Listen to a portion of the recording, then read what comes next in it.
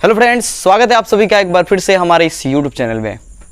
आज के इस लेक्चर में हम पढ़ने वाले हैं दर्पण के उपयोग, क्षैतिज दर्पण के। सबसे पहले हम समतल दर्पण के उपयोग पढ़ेंगे, फिर अवतल दर्पण के और सबसे अंत में पढ़ेंगे उत्तल दर्पण के उपयोग। हमने पढ़ा पहले समतल दर्पण के बारे में कि उसमें हमेशा काल्पनिक प्रतिबिंब बनता है और वस्तु के बराबर प्रतिबिंब बनता है। तो उस गुण के कारण उसका उपयोग हम कहाँ करते हैं ये जानेंगे। फिर हमने अवतल दर्पण देखा और उसमें हमने ये देखा कि वस्तु का काल्पनिक प्रतिबिंब बन रहा था और वास्तविक भी बन रहा था। 6 स्थितियों में कुल प्रतिबिंब बन रहा था, जो पिछले लेक्चर में हमने पढ़ाया भी इस बात को। चलो फील आ रहा होगा सबको इस बात का। और उसके बाद हमने उत्तल में भी देखा था। तो आज हम इसके उपयोग पढ़ने वाले हैं। सबसे पहले क्या करेंगे हम लोग, सबसे पहला हेडिंग होगा आज हम लोग का, सब लोग हेडिंग लगाएंगे, समतल दर्पण का उपयोग। समतल दर्पण के उपयोग। वही जो प्लेन मिरर होता है इसका हम यूज कहाँ करते हैं? बिल्कुल भाई, देखा जाए तो अपने हम डेली लाइफ में इसका यूज करते हैं। हम कंघी करते हैं, जो साधारण दर्पण हमारे घर में लगा होता है जिसमें हम कंघी करते हैं, चेहरा देखते हैं, वो जनरली समतल दर्पण ही होता है। तो पहला उपयोग तो हम डेली लाइफ में करते हैं। हाँ, दाढ़ी बनाने वाले की बात नहीं करें, जिससे दाढ़ी बनाते हैं वो अवतल हो जाता है, वो ये बाद में पढ़ेंगे हम लोग, तुरंत बाद पढ़ने वाले हैं। समतल दर्पण क्या होता है, उसमें बराबर प्रतिबिंब बनता है, एकदम बराबर, जैसा कि हमने पिछले लेक्चर में बताया भी था। तो समतल दर्पण का जो पहला उपयोग है, हम कह सकते हैं समतल दर्पण का पहला उपयोग ये हो जाएगा, हम कह सकते हैं चेहरे या चेहरा देखने वाले आईने के रूप में।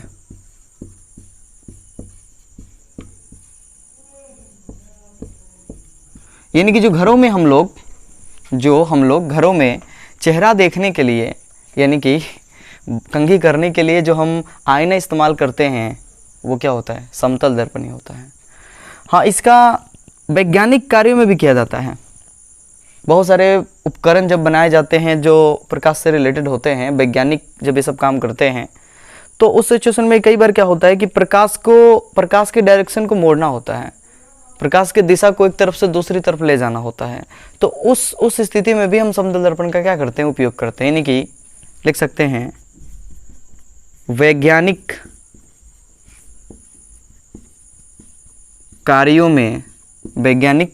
कार्यों में प्रकाश की दिशा को मोड़ने में।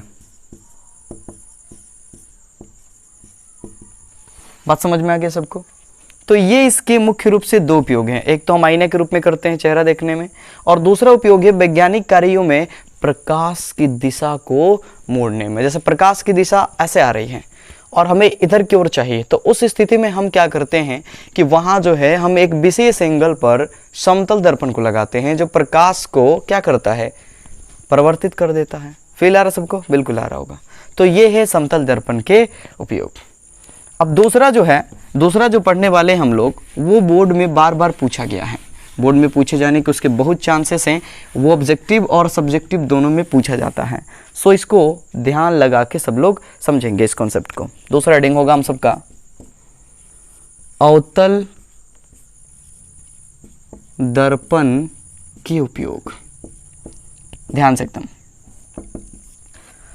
सबसे पहला उपयोग, जैसा कि हमने पहले बताया कि दाढ़ी बनाने के लिए हम समतल का नहीं, जो दाढ़ी बनाने में ये आईना होता है, जो जिससे दाढ़ी बनाया जाता है, या हजामती दर्पण, या जो हजामती दर्पण होता है वो समतल दर्पण नहीं होता। उसमें क्या होता है, हमारा जो प्रतिबिंब होता है, यानी वस्तु का जो प्रतिबिंब होता है, वो वस्तु की तुलना में बड़ा बनता है। क्योंकि छठा स्थिति सबको याद होगा कि जब हम वस्तु को फोकस के आगे रख रहे थे तो अवतल दर्पण क्या कर रहा था? उस सिचुएशन में वो प्रतिबिंब को दर्पण के अंदर बना रहा था, काल्पनिक बना रहा था और सीधा बना रहा था। तो इसी गुण के कारण बड़े बड़े फोकस दूरी वाले, यानी जिसका फोकस दूरी बहुत बड़ा होता है, उसके छोटे छोटे दर्पण को, जिसका फोकस दूरी बहुत ज़्यादा होता है, उसके छोटे छोटे दर्पणों को, टुकड़ों को हम क्या करते हैं, अवतल दर्पण के रूप में, हजामती दर्पण के रूप में, अवतल दर्पण का जो है हजामती दर्पण के रूप में इस्तेमाल करते हैं। फील आ गया सबको। इन पहला उपयोग हो जाएगा दाढ़ी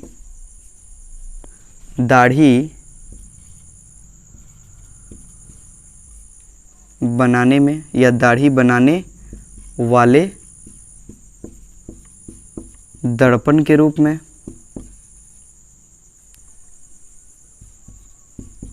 या फिर हमको ये भी कह सकते हैं इसको हजामती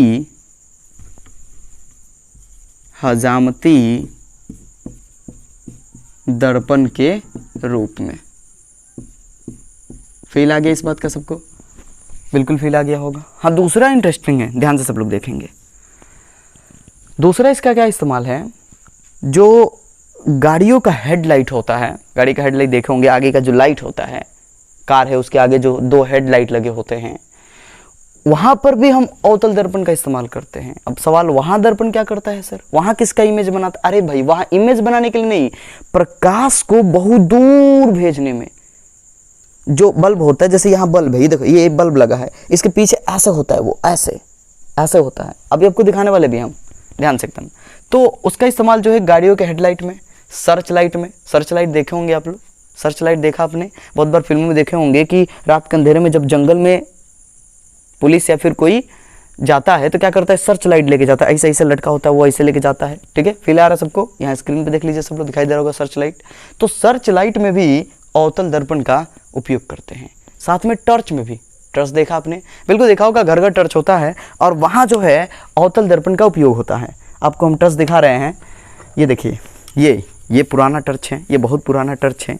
हाँ, घर से डांट सुनकर हमने इसको जैसे तैसे खोजा है। खुल जा, अरे सिम खुल जा। क्या हो गया भाई?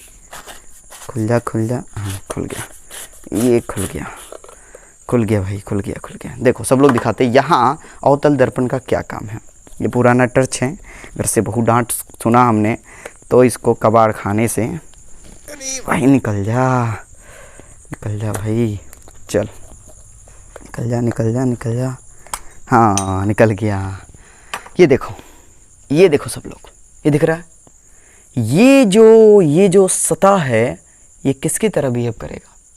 अवतल दर्पण की तरह। देखो ये सतह, ये प्रवर्तक सतह, ये क्या है, धसा हुआ है। ये प्रवर्तक सतह, ये फील आ रहा है, ये प्रवर्तक सतह है, और ये क्या है, धसा हुआ है।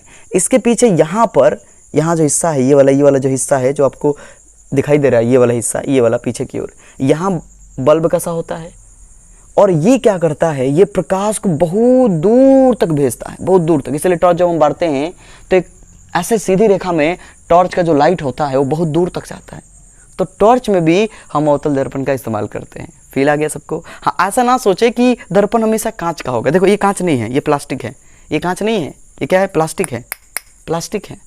बात समझ में आ रहा है सबको? तो प्लास्टिक का भी हो सकता है कोई भी चिकना सतह जो इस तरफ से हो। अगर इस तरह से हो, इस तरह से, तो किसकी तरह बिहेव करेगा? अवतल दर्पण की तरह बिहेव करेगा। जैसे नए चम्मच खरीद लिया, ऐसा चम्मच होता है, चम्मच का जो वो खाने वाला सिरा होता है, ऐसे जैसे खाते हैं हम, उसका सिरा भी ऐसे मुड़ा होता है, तो वो भी किसकी तरह बिहेव करेगा? अवतल दर्पण की तरह बिहेव करेगा, वो चिकना सतह जो है। तो कोई भी चिकनी सतह जो नियमित रूप से प्रकाश का परिवर्तन कर सकती है, उसे हम दर्पण कह सकते हैं। ऐसा ना सोचे कि केवल कांच ही दर्पण हो सकता है। फील आ गया? चलो इसको रख देते हैं, ये गिर गया इसमें का, ये चलो। हाँ, ये देखो, ये एकदम क्या है, प्लेन है। अगर एक सिरा हम इसे क्या कर दे, पेंट कर दे, तो ये समतल दर्पण हो जाएगा। अभी ये कांच है, अब इसके आर पर हम देख सकते हैं, देखो ये आर पर देख सकते हैं हम लोग। फील आ रहा है? लेकिन अगर एक सतह यहाँ पर क्या कर दे, हम ये पॉलिश कर दे, पेंट कर दे, तो किसकी तरह बिहेव करेगा? अब हमारा इसमें चेहरा दिखने लगेगा। फील आ रहा है सबको? ये हो जाएगा समतल दर्पण। ये एकदम प्लेन है और ये दिखाई दे रहा है आप लोगों को अवतल। चलो, फील आ गया सबको? हाँ, तो अवतल दर्पण का दूसरा उपयोग तो अब कभी नहीं भूलोगे आप लोग, जैसा कि हमने समझाया। हाँ, किस में? तो अवतल दर्पण का जो दूसरा उपयोग है, गाड़ियों के हेडलाइट,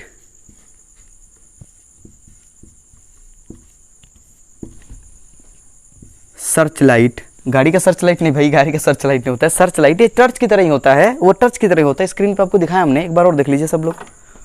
हाँ, गाड़ियों के हेडलाइट, सर्च लाइट, टॉर्च इत्यादि में, ठीक है, इत्यादि में भी हम क्या करते हैं, अवतल दर्पण का उपयोग करते हैं। अब ऐसा ना सोचे कि किसी की गाड़ी का हेडलाइट फोड़ दो उसको देखने लगे, ठीक है, तो मार पड़ेगी। ऐसा नहीं करेंगे, ऐसी गलती, ये डांट पड़ेगी घर कहीं होगा तो, कि देखते हैं सर ने बताया था कि भाई पीछे क्या होता है, अवतल दर्पण होता है, फोड़ के देख लेंगे। नहीं भाई, ऐसा नहीं करने। हाँ, पुराना मिल जाए तो देख लो। तो गाड़ियों के हेडलाइट, सर्च लाइट, टॉर्च इत्यादि में हम क्या करते हैं, अवतल दर्पण का इस्तेमाल करते हैं। फिलहाल आप सबको अब देखो, चूंकि ये बड़ा प्रतिबिंब बनाता है, जब वस्तु इसके करीब हो या फिर ये बहुत फोकस, बड़ा फोकस दूरी वाला हो, तो वस्तु दूर भी रहेगा तो बनाएगा। तो उस गुण के कारण क्या करता है, डॉक्टर भी इसका इस्तेमाल करता है। सर डॉक्टर, हाँ भाई डॉक्टर भी करता है। जैसे नाक में कुछ फंस गया तो नाक में कैसे देखेगा भाई डॉक्टर, तो उस सिचुएशन में क्या करता हूँ, नाक के पास अवतल दर्पण ले जा करके उसका प्रतिबिंब देख लेता है, क्योंकि वो बड़ा प्रतिबिंब बनाता है। नाक, कान में कुछ हो जाए, गला में कुछ फंस जाए, मुंह में कुछ फंस जाए, तो ऐसे सिचुएशन में नाक, कान, गला इत्यादि की जांच करने में भी डॉक्टर इसका क्या करता है, इस्तेमाल करता है। यानी कह सकते हैं डॉक्टर द्वारा नाक, कान, गला इत्यादि की जांच करने में ये इसके तिल बढ़िया से उपयोग हो गए, बढ़िया से उपयोग। बहुत सारे उपयोग है, पर ये 3 इसके मुख्य उपयोग है। आपसे 2 नंबर में एग्जाम में पूछा जा सकता है ये वाला। चलो फील आ गया, जल्दी से स्क्रीनशॉट सब लोग ले लो भाई, ले लिया होगा सब लोग। चलो मिटाते इसको, मिट जा। चलो ये हो गया, मिट गया। अब आ जाओ, अब आते हैं हम लोग उत्तल दर्पण का उपयोग। समतल पढ़ लिया हमने का उपयोग। उत्तल दर्पण का केवल एक ही उपयोग जो है, मशहूर है, कह सकते हैं फेमस है।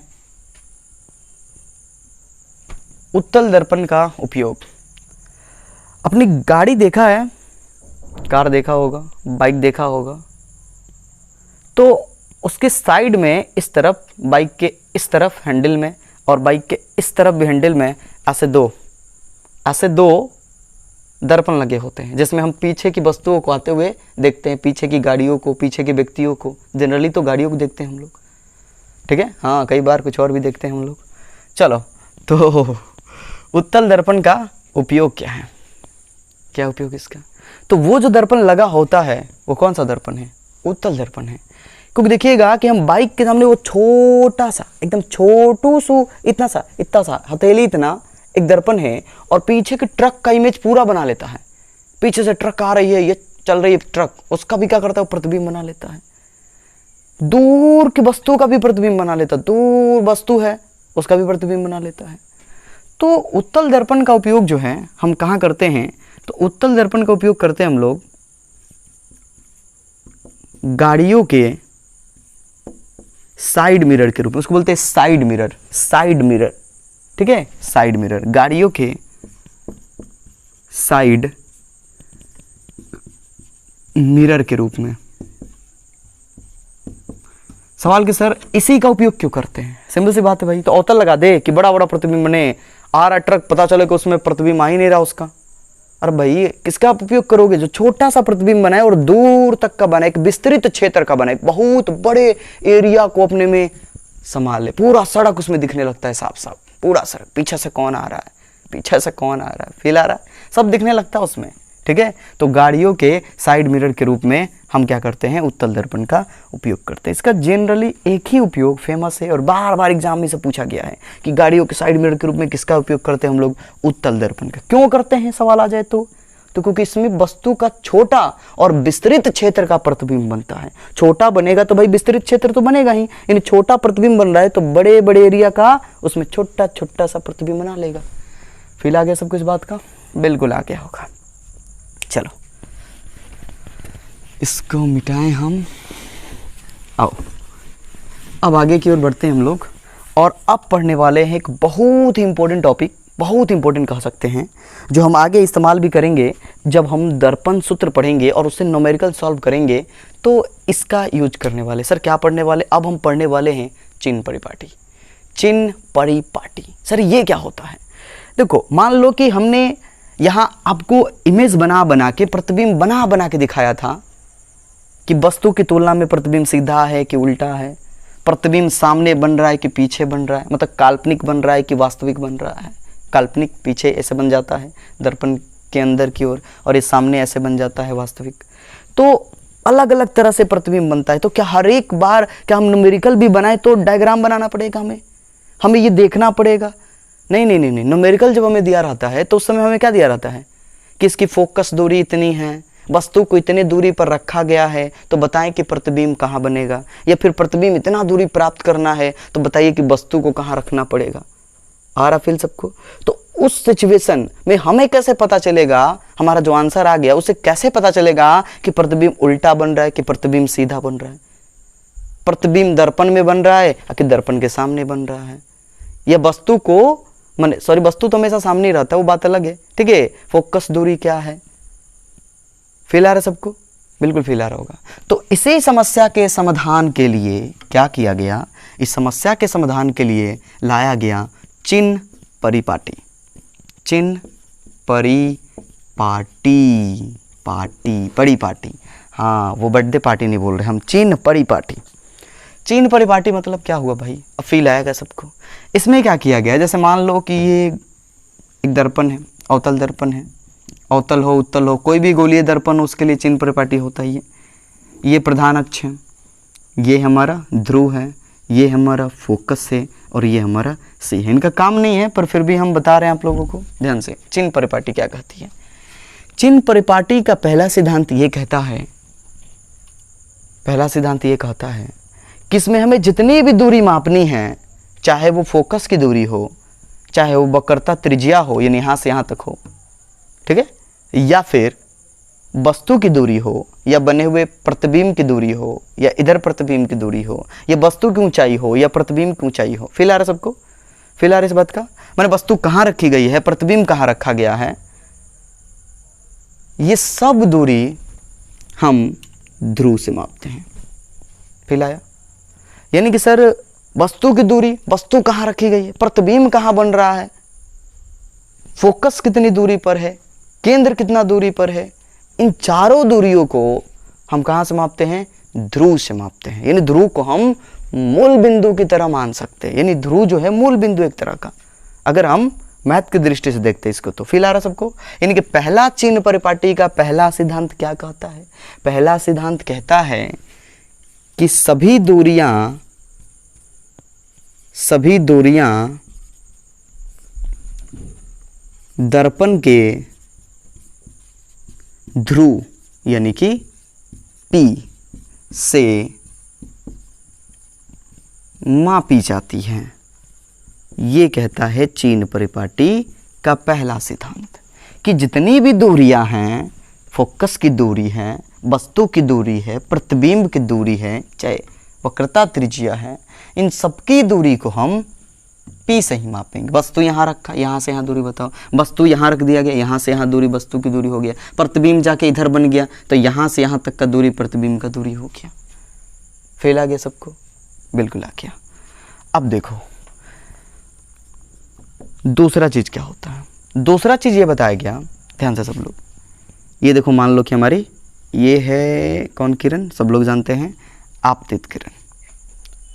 तो आपतित किरण, ध्यान से यहाँ से ध्यान से, आपतित किरण की दिशा में दूरी यहीं से मापने है, बोलना नहीं किसी को। आपतित किरण की दिशा में मापी गई दूरियां घनात्मक मानी जाती हैं। यानी कि अगर हम आपतित किरण की दिशा में दूरी मापते हैं तो उसको हम धनात्मक लेंगे, पॉजिटिव लेंगे, ठीक है, समझो आप लोग। जैसे यहां से दूरी मापेंगे तो आपतित किरण का डायरेक्शन क्या है, देखो तो आपतित किरण का डायरेक्शन ये रहा, ये रहा, तो इस तरफ की जो दूरी होगी वो पॉजिटिव होगी, धनात्मक होगी। और जो आपतित किरण के विपरीत दिशा में होगा सर वो क्या होगा? सिंपल सी बात है भाई, कॉमन सेंस, अगर उस तरफ पॉजिटिव तो इस तरफ नेगेटिव। इस तरफ माइनस में हो जाएगा। इसको ऐसे भी आप समझ सकते हो कि देखो दर्पण, ये जो दर्पण है, ये परावर्तक सतह इसका, तो दर्पण के सामने दर्पण किधर रखो, इधर से रख दो, इधर से रख दो, किधरों से रख दो, चलेगा, सब में चलेगा ये, कि दर्पण के सामने अगर दूरी मापोगे, सामने, तो माइनस में हो जाएगा। देखो दर्पण के सामने माइनस में है, और अगर दर्पण के पीछे दूरी मापोगे, दर्पण के अंदर दूरी मापोगे, तो वो प्लस में हो जाएगा। ठीक है। हाँ, ये दाएं वाले बाएं वाली बात मत याद रख लेना, दाएं वाली बात कि सर ऐसे नहीं कह सकते हैं कि दाएं की तरफ प्लस में, बाएं की तरफ माइनस में। कैसे कह सकते हो भाई? लो कहो तो सब लोग जल्दी से इस बात को। फिर ये हो गया, इधर से आया प्रकाश की किरण, अरे भाई उधर परावर्तक सतह है तो उधर से ही ना आएगा, इधर से आएगा। इधर तो पेंट हो गया ना, तो पेंट की तरफ से थोड़े प्रकाश की किरण टकराएगी, इधर से टकराएगी, सिंपल सी बात है। तो इधर से अगर आ रही है तो क्या कहोगे? अब इधर से प्रकाश की किरण दिखा रही, तो आपतित किरण का डायरेक्शन क्या है? ये आपतित किरण का डायरेक्शन क्या है? ये डायरेक्शन है, और ये है हमारा P। तो अगर ये डायरेक्शन है तो P से इस तरफ प्लस में होगा, क्योंकि आपतित किरण की दिशा में प्लस में, और उसके विपरीत दिशा में किस में होता है? माइनस में। तो दायां बायां ना याद रखे सब लोग, याद रहेगा, दायां बायां नहीं याद रखने हैं सबको। क्या याद करने हैं हमको याद करने हैं, ये कह सकते हैं कि दर्पण के सामने दूरी माइनस में, और दर्पण के पीछे दूरी प्लस में। ये सबसे बढ़िया। आपतित किरण की दिशा में, आपतित किरण की दिशा तो दर्पण के पीछे ही ना होगी, तो आपतित किरण की दिशा में प्लस में, और आपतित किरण के विपरीत दिशा में माइनस में। चलो फील आ गया सबको। दूसरा कह सकते हैं हम लोग आपतित किरण की दिशा में मापी गई दूरियां, सॉरी ये क्या लिख रहे हैं? दुनिया, दूरियां धनात्मक तथा उसके विपरीत दिशा में,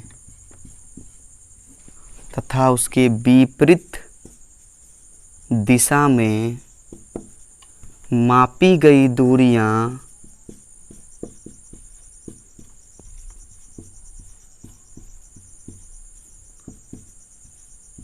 ऋणात्मक होती हैं। फील आया सबको? आ गया होगा, बार बार बोलने का कोई फायदा नहीं है। तीसरी बात क्या कहती है चिन्ह परिपाटी? क्या कहती है तीसरी बात? चिन्ह परिपाटी ये कहती है कि प्रधान अक्ष के ऊपर की ओर, क्योंकि वस्तु को प्रधान अक्ष के ऊपर ही रखते हैं, तो कई बार प्रतिबिंब इसके ऊपर ही बन जाता है, और कई बार प्रतिबिंब इसके नीचे बनता है। जब काल्पनिक बनता है तो देखा होगा हम लोगों ने, ऊपर बनता है, और जब वास्तविक बनता है, रियल इमेज बनता है, तो नीचे बनता है। पिछले वीडियो में हमने सब ये देखा था। चलो फील आ रहा होगा। तो ये कहा गया चिन्ह परिपाटी में, तीसरी बात ये कहती है चिन्ह परिपाटी कि प्रधान अक्ष के ऊपर की ओर मापी गई दूरी, ऊपर की ओर अगर वस्तु की दूरी को माप रहे हो आप, तो उसको प्लस में लेने हैं, और नीचे की ओर मापी गई दूरी को माइनस में लेने हैं। सिंपल सी बात है। यानी कि कह सकते हैं प्रधान अक्ष के ऊपर की ओर मापी गई दूरियां, ये दूरियां हैं, ठीक है, दूरियां धनात्मक यानी पॉजिटिव तथा नीचे की ओर मापी गई दूरियां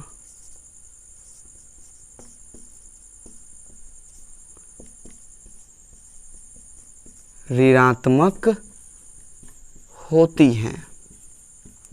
आ गया फील सबको? यानी सर ऊपर की तरफ अगर हम मापेंगे, जैसे वस्तु हम लोग ऊपर की तरफ भी रखते हैं, तो ऊपर की तरफ अगर हम दूरी ले रहे हैं तो प्लस में होगा, और अगर वस्तु भी ऊपर की तरफ वस्तु बोले अगर प्रतिबिंब भी ऊपर की तरफ बन गया, नहीं काल्पनिक बन गया तो प्लस में हो जाएगा, और यदि वास्तविक बनेगा तो वो नीचे की तरफ होगा, नहीं उल्टा होगा तो क्या हो जाएगा, माइनस में हो जाएगा। सिंपल सी बात है। अब देखो इसका इस्तेमाल हम न्यूमेरिकल में कैसे करेंगे। जैसे सवाल को हम सॉल्व कर रहे हो, न्यूमेरिकल बना रहे हो, तो अगर वस्तु की दूरी दी गई है तो एक बात बताओ, रुको एक बार और इस हम डायग्राम को बनाते हैं और इसका फील लेते हैं। सब लोग ध्यान से समझेंगे इस बात का। सब लोग बहुत चीज़ें बताने वाले इस चीन प्रपाटी की मदद से। आओ, ये कौन सा दर्पण है, अगर हम ये वाला सतह कलई कर दे तो, हाँ सबके दिमाग में चल रहा होगा सर अवतल दर्पण है। ये है हमारा सुंदर सा प्यारा सा अवतल दर्पण। ये हमने क्या खींच दिया, प्रधान अक्ष, ये हो गया ध्रुव, ये मान लो हो गया C, ये मान लो हो गया F, जैसा कि बार बार हम करते आ रहे हैं लोग। अब देखो एक बात बताओ कि हमने ये समझाया आपको प्रकाश की किरण तो इधर से आनी है, ये चली ये चली ये चली, प्रकाश की किरण को इधर से आना है, तो फिर इससे क्या स्पष्ट हो रहा है कि सर यहाँ से अगर इस तरफ हम दूरी मापेंगे तो प्लस में होगा और इस तरफ मापेंगे तो माइनस में होगा। इसको ऐसे याद कर सकते हो आप लोग कि दर्पण के पीछे की ओर मापी गई दूरी प्लस में और सामने की ओर मापी गई दूरी माइनस में होती है। तो वस्तु का प्रतिबिंब बनाने के लिए हमें बताओ कि वस्तु कहाँ रखनी होगी। हमेशा दर्पण के सामने, चाहे यहाँ रखो यहाँ रखो यहाँ रख दो यहाँ रख दो यहाँ रख दो। अगर हमें हमारा इमेज प्राप्त करना है, हमको अपना चेहरा देखना है किसी दर्पण में, बताओ हमको अपना कहीं चेहरा देखना है तो कहाँ रहेंगे हम, दर्पण के सामने रह के दर्पण के पीछे जाके देखेंगे। अरे भाई उधर तो पेंट होता, उधर कहाँ से दिखेगा हमको। तो इधर जब हम रहेंगे तो इन दर्पण के सामने रहना होगा हमको, या वस्तु को दर्पण के सामने ही रखना होगा हमको प्रतिबिंब प्राप्त करने के लिए।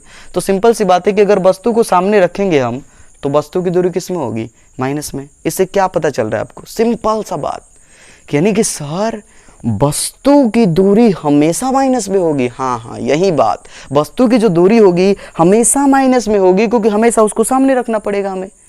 असर प्रतिबिंब की दूरी, देखो प्रतिबिंब तो सामने भी बन सकता है, पीछे भी बन सकता है, सो वो प्लस में भी हो सकता है और वो माइनस में भी हो सकता है। अब डिपेंड करता है वो कहाँ बन रहा है। आ गई बात समझ में। वस्तु की दूरी न्यूमेरिकल सॉल्व करने वक्त हमेशा हम ऋणात्मक लेंगे। इससे पहली बात हम लोग नोट करने वाली बात मिल रही है कि लिख दे, किधर लिख दे भाई, लिख दो, इधर लिख देते हैं, नीचे की तरफ लिख देते हैं। नीचे की तरफ एक बहुत सा इंपॉर्टेंट चीज़ लिख देते हैं, सब लोग नोट कर लेंगे इसे। वस्तु की दूरी सदैव ऋणात्मक होती है, हमेशा ऋणात्मक होगी चीन परिपाटी के अनुसार। ये वाली बात सब लोग ध्यान रखेंगे। वस्तु की दूरी सदैव ऋणात्मक होती है, हमेशा ऋणात्मक होगी। अब और चीज समझते हैं, फोकस दूरी पर थोड़ा समझ ले दोनों दर्पणों के लिए। चलो एक काम करो, इसको रहने देते अभी, ये ले लो, दिख रहा है सबको, ये इधर लाइट तो नहीं है, दिख रहा होगा। चलो ये हो गया हमारा अवतल दर्पण, ये हो गया प्रधान अक्ष, ये हो गया ध्रुव, ये हो गया C, ये हो गया F। चलो अब एक बात बताओ कि अगर हम यहाँ से हमें फोकस दूरी प्राप्त करनी है, फोकस प्राप्त करना है, आपको पता है कि सर समानांतर किरण डाली है, समानांतर किरण जो आती है वो कहती है कि हम फोकस को काट के जाएंगे, तो समानांतर किरण फोकस को काट के जाएगी। कल ये बात हमने समझा था ये बात, ये ऐसे आ गई। तो ये हो गया फोकस दूरी, ध्यान देंगे आप लोग। यहाँ से यहाँ तक की जो दूरी है, ये वाली जो दूरी है, ये जो हम बोल्ड किए हैं, ये वाली दूरी, यहाँ से यहाँ तक की दूरी जो है, ये क्या हो गया, फोकस दूरी हो गया। चलो अब हम यही काम उत्तल दर्पण में कर रहे हैं। ये है उत्तल दर्पण, बढ़िया सा, ये है प्रधान अक्ष, ये है P, ये है C और ये है F। सॉरी, ये हो गया गलत। क्यों? क्योंकि आपको अच्छी तरह से हमने पिछले वीडियो में बताया था, पिछले लेक्चर में बताए होंगे हम, कि ये दर्पण इस तरफ मुड़ेगा, देखो इस तरफ की ओर मुड़ेगा। तो अगर ये दर्पण इस तरफ मुड़ेगा, ये इस तरफ की ओर से ऐसे बनेगा, तो इसका वक्रता केंद्र इस तरफ होगा, तो इसका फोकस भी इस तरफ ही होगा। ये गलती कभी नहीं करेंगे आप लोग कि इस तरफ ही दे देंगे, वो उस तरफ मुड़ा हुआ, देखो उस तरफ ऐसे गोल घूमेगा, ऐसे गोल घूमेगा, तो उसका केंद्र उस तरफ होगा। तो यदि केंद्र उस तरफ है तो फोकस भी उसी तरफ होगा। हाँ अब आई समझ में बात। चलो अब यदि हम इसके समानांतर किरण डाल दें, ध्यान देंगे सब लोग इस बात को, तो क्या करता है ये समानांतर किरण फोकस को काटेगा। लेकिन जरा सोचो कि इसको फोकस को काटने के लिए दर्पण को पार करना पड़ेगा, और ऐसा पॉसिबल नहीं है क्योंकि दूसरे सतह पर पेंट कर दिया गया है। तो वो क्या करेगा, उसी डायरेक्शन में, जिस डायरेक्शन में उसका फोकस है उसी डायरेक्शन में ऐसे मुड़ जाएगा, और डॉट डॉट से हम फोकस को मान लो काट दिए। आया बात समझ में? तो ये जो दूरी है, ये जो दूरी है, ध्यान से देखेंगे सब लोग, ये क्या हमारा फोकस दूरी है। अब जरा ध्यान से देखो कि अवतल दर्पण, ये जो अवतल है, ये उत्तल है। अवतल दर्पण का फोकस दूरी दर्पण के सामने मौजूद है, और वहीं उत्तल दर्पण की फोकस दूरी दर्पण के पीछे मौजूद है। ध्यान से, एकदम ध्यान से देख लो सब लोग, देखो कुछ दिखा? हाँ सर दिखा। इसका फोकस दूरी जो है सामने की तरफ है, क्योंकि यहां से ये चली, ये खचाक काट दी, सामने ही फोकस आएगा। और वहां पर क्या होता है, उसका फोकस पीछे होता है। इसको दो बात से समझ सकते हैं। ये देखो, ये सामने की तरफ मुड़ रहा है तो सामने ही होगा, और ये पीछे की तरफ मुड़ रहा है तो पीछे ही होगा। इस बात से क्या कह सकते हो? इस बात से हम कह सकते हैं ये वाली बात। इसको ले लो सब लोग, स्क्रीनशॉट ले लो सब लोग जल्दी से, फिर हम समझते हैं। ले लिया सब लोग, ये ले लो। अरे ले लिया भाई, चलो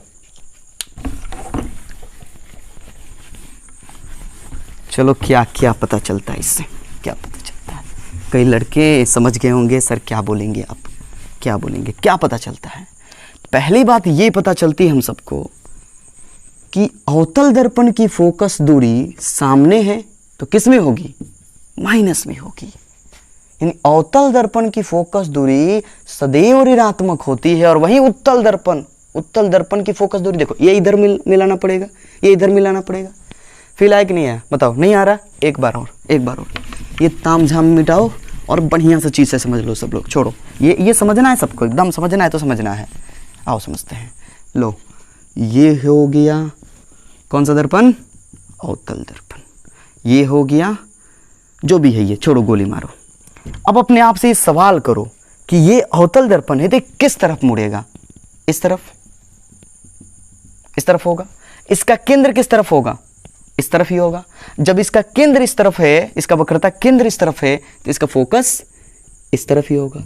और जो फोकस इस तरफ है तो ये सामने है, और हमने बोला है कि सामने की दूरी को हम माइनस में लेते हैं। तो सिंपल सी बात आ गई कि अवतल में जो फोकस होगा वो माइनस में होगा, और वही बात उत्तल में ले लेते हैं। अगर मान लो हमने ये उत्तल ले लिया, ये उत्तल हो गया, इसको हमने कली कर दिया। अब बताओ सब लोग, ये किस तरफ मुड़ेगा? ये जो है इस तरफ मुड़ेगा, तो इसका वक्रता केंद्र इस तरफ होगा, तो फोकस भी इस तरफ होगा। और देखो, ये इसका फोकस पीछे है, तो पीछे है तो मतलब पॉजिटिव होगा, प्लस में होगा। आई बात समझ में? बिल्कुल आई। तो पहली बात हम क्या नोट कर सकते हैं? पहली बात नोट कर सकते हैं कि अवतल, लो भाई मार्कर का चार्ज खत्म हो गया, चलो इसको लिख के चार्ज करते हैं हम इसको। अवतल दर्पण की फोकस दूरी, ये क्या लिख दिया सर? दू है वो।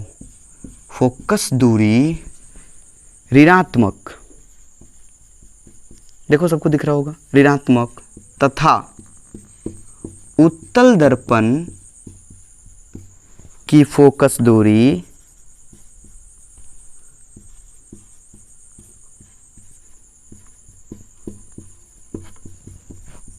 धनात्मक होती है। फील आ गया सबको? कभी भी इस डाउट को दूर करना हो, आराम से अवतल बनाओ, घुमा दो। कहाँ घूम रहा है? सामने घूम गया तो माइनस में, पीछे घूम गया तो प्लस में। आ गई बात समझ में? ले लो सब लोग स्क्रीनशॉट। लो भाई मार्कर चला गया, वो भी कह रहा है कि अब खत्म हो गया। चलो ले लो सब लोग स्क्रीनशॉट। ले लिया होगा सब लोग।